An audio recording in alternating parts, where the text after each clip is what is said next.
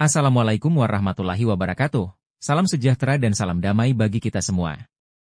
Kali ini Media Pahlawan akan membahas salah satu pahlawan nasional kita yang bernama Iwa Kusuma Sumantri.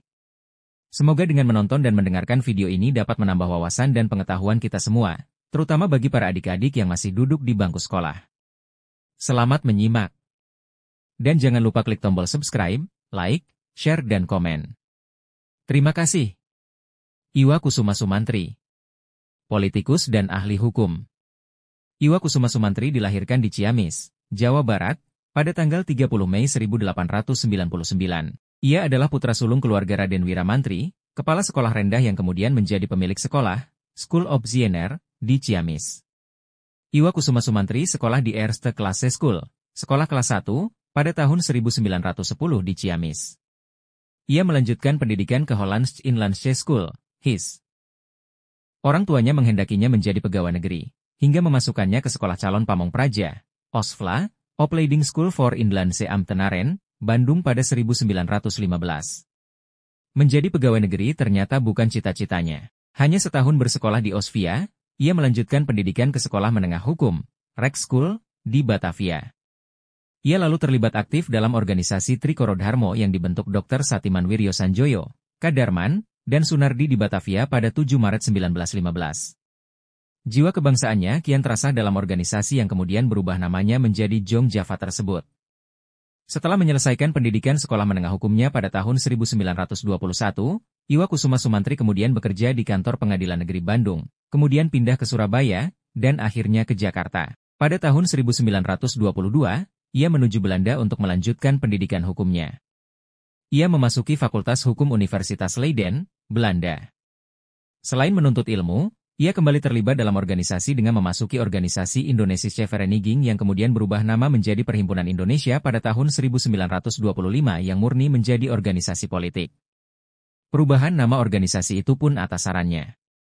Pada tahun 1925 ia bersama Semaun ditugaskan Perhimpunan Indonesia untuk berangkat ke Rusia. Mereka ditugaskan untuk mempelajari program Front Persatuan yang sedang didengung-dengungkan oleh Rusia ketika itu, sekaligus mempelajari sampai di mana peran negara dalam program tersebut.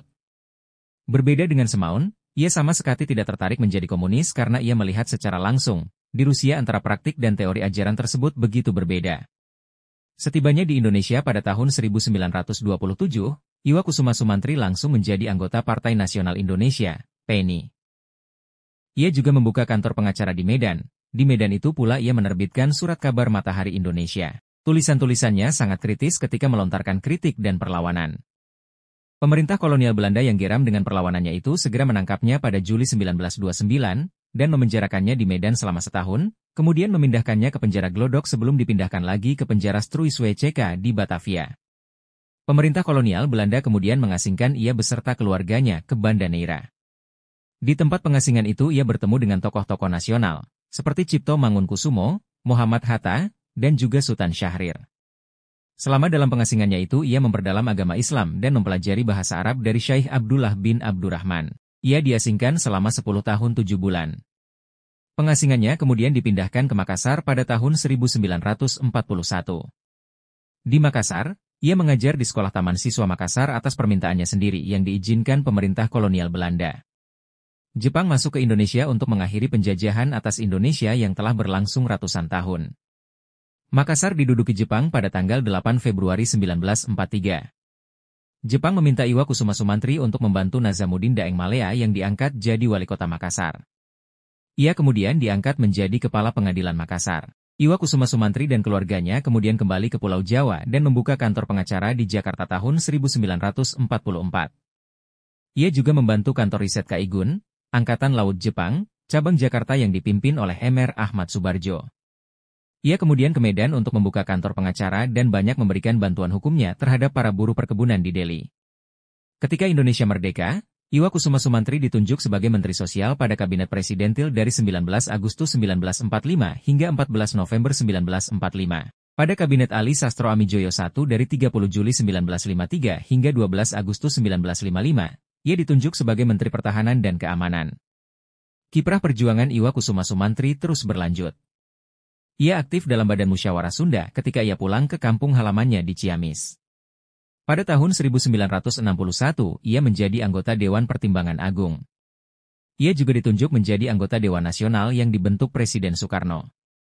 Ia juga tercatat sebagai rektor pertama Universitas Padjadjaran, Unpad, Bandung, kemudian menjadi Menteri Perguruan Tinggi dan Ilmu Pengetahuan. Terakhir ia diangkat sebagai Menteri Negara pada Kabinet Kerja 4 dari 13 November 1963 hingga 27 Agustus 1964 yang berakhir pada tahun 1966. Masa pensiunnya dihabiskannya dengan menjadi Ketua Badan Penelitian Sejarah Indonesia dan aktif menerbitkan beberapa buku. Pada tahun 1971, Iwa Kusuma Sumantri dirawat di Rumah Sakit Cipto Mangunkusumo, RSCM, Jakarta, karena menderita penyakit jantung. Setelah beberapa waktu dirawat, pada tanggal 27 September 1971, ia menghembuskan napas terakhirnya. Sesuai pesannya sebelum meninggal dan permintaan keluarga, jenazahnya dimakamkan di Pemakaman Karet, Jakarta. Atas segala jasa dan pengabdiannya pada bangsa dan negara Indonesia, pemerintah Indonesia menganugerahi Iwa Kusuma Sumantri sebagai pahlawan nasional.